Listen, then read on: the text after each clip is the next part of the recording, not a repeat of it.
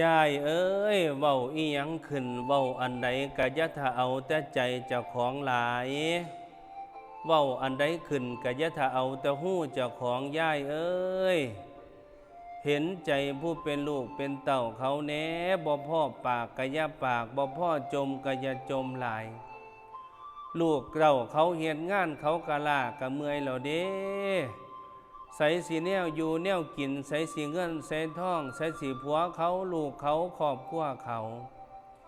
ยายเอ้ยเท่ามาแล้วให้มีศีลมีธรรมเห็นบ่หลวงพี่หลวงพ่อย่าคู่ย่าซาเพิ่นว่าโยมแม่เอ้ย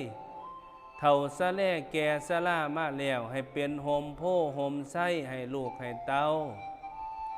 ยายเอ้ยเจ้าหูบอกเข้ามาโฮมโพโฮมไส้นั่นคือหยังแง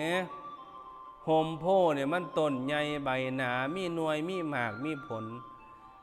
แม่ตะลูกหน่อยนกหน่อยทั้งหลายก็อยากสนอยากเพิงหมายความว่าเฮาเฒ่ามาแล้วให้มีศีลมีธรรมใจให้ซุมใจให้เย็นคือจังน้ำบ่พ่อปากกะอย่าปากบ่พ่อปล่อยพ่อดากะอย่าเว้าอย่าว่าอย่าสาบลูกแซงเต่าคือหมูคือหมาไปถีบไปทัวปากพอปากแม่นี่มันศักดิ์สิทธิ์แท้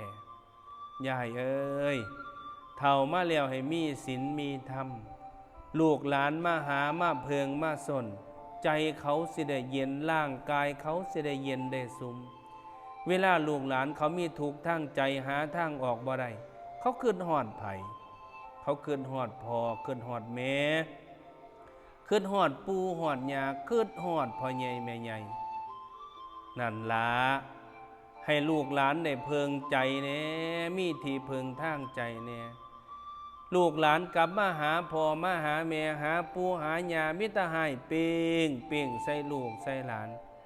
จมแปะจมแปดจมปล่อยอีผีอีหาบักปอบบักเปียดด่าเขาสารพัดสารเพยายเขาสิได้กำลังใจจังใดเขาอยากได้กำลังใจจากครอบครัวเขามีพละกำลังทำการหาเงินหาคำทรงเจ้าทรงเงินทรงคำมาหาเจ้าสุมนีย้อนหยังย้อน